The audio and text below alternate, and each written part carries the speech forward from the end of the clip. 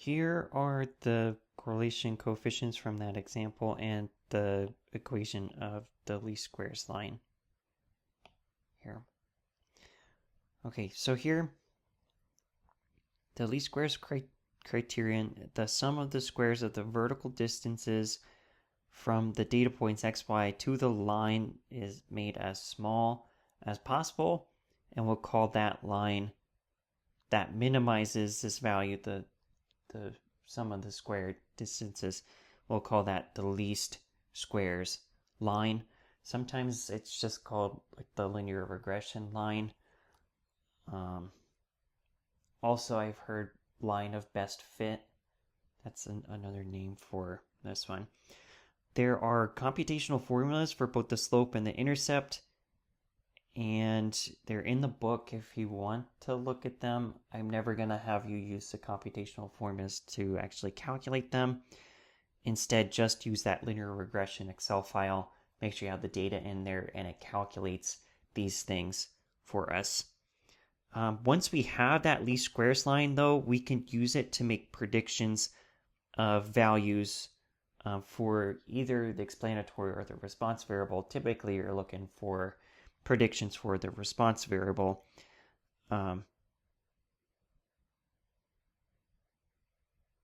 So another important thing is just to think, how strong is the correlation?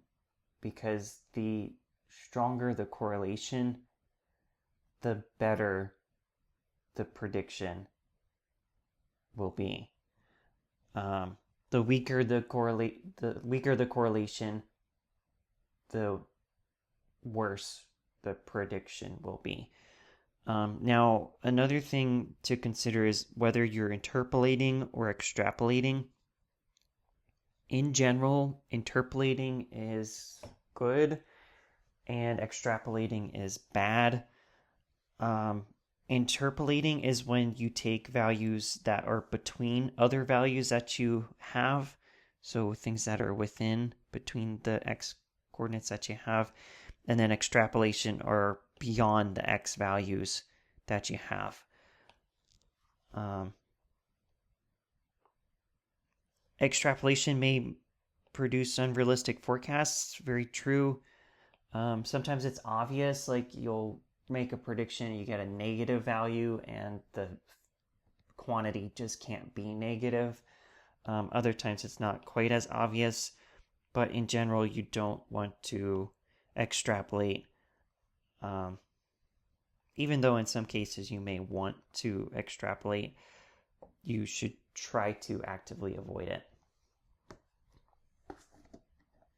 Okay, now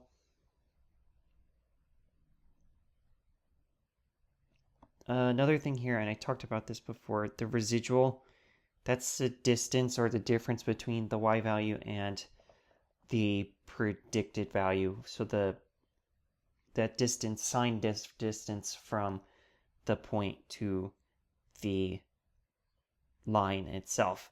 So I drew a picture here that I think should help with these definitions. Interpolation is here between all the values. The highest x coordinate is that one, lowest x coordinate is that one. So any value that you would use to make a prediction in between, you would be interpolating. If you go beyond the x values over here and over here, that's extrapolation. And then I drew the residuals for these as well. Drew those residuals. Each point has a residual. So like this point would have a residual, this point would have a residual. This residual would be, just double check, positive. This one would be a negative residual.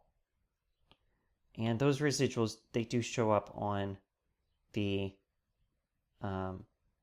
Excel file right next to the y coordinates. So it does the subtraction for you. Okay, so here's another example. It says Quick-Sell car dealership has been selling or using ads on a local TV station during a 10-week period a quick sell dealer kept a weekly record of the number of TV ads versus the number of cars sold. And it gives us the data there.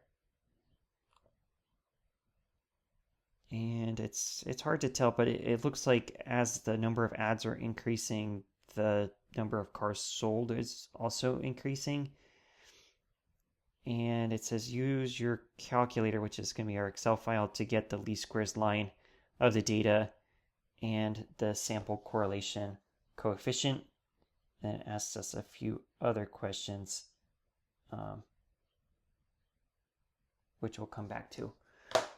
So, just to show you, I copied this data in here just to save me a little bit of time. And you can see here are the residuals that I was talking about. Calculations there. And this one is the least squares line right there. So I'm just going to copy that down.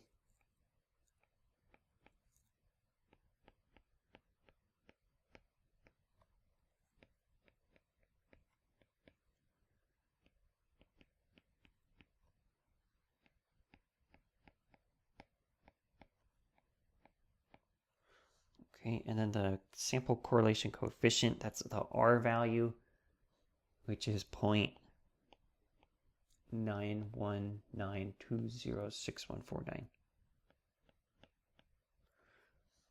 Now this indicates a pretty strong correlation. It's above 90%. So it should make fairly decent predictions for how many cars that they sell. Here's the scattergram. We can see it looks pretty good. The lines here as well, just not quite as many digits. But yeah, that looks good. Okay, so going back to the questions.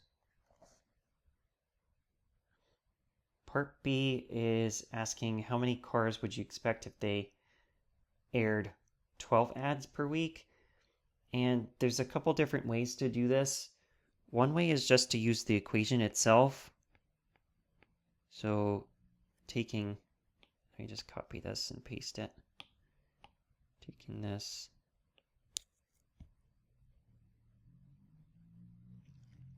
And replacing the x with 12. So you do that 1.01 and so on times 12, and then add 6.54. And this will give us a number. Another way to do this is to use the Excel file itself. So I just want to show you this as well. Over here, plug in 12, and it does that calculation for us. So let me write this down. Gives us, I'm just going to round it. Let's put 18.67. Doesn't quite make sense because we can't sell 6/7 or 60.67, 67% of a car. You would probably round it to 19 for that one. Okay, now for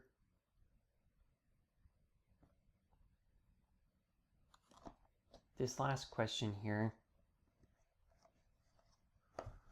how reliable is your prediction? Well, the strength of the correlation is pretty strong, and because of that, we'd say it's probably a pretty good prediction. So let's write that down. The correlation coefficient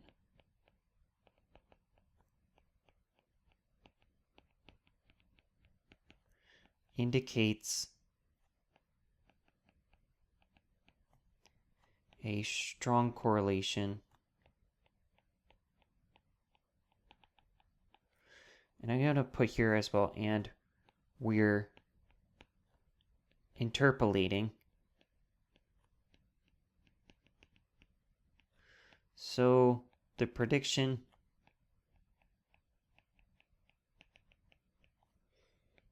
is fairly reliable.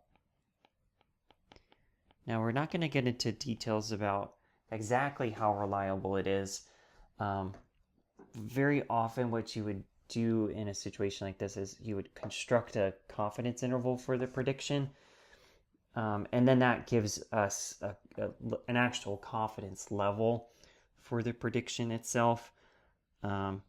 We don't get into that in this course, but it would be one of the first things if we added on extra material to this course, it would be one of the first things that we would do right after we would get done with our confidence intervals. But yeah, fairly reliable. Probably say 18 or 19 cars. Okay, now I think I talked about this before, but just to remind you, correlation versus causation, they are not the same thing. Correlation measures the extent of association, but association does not imply causation. Very often people will make that logical step, but it's not true. Very often there are two variables. They might be correlated because of a third variable, and this one is like the number of cavities in child's teeth and the size of their vocabulary.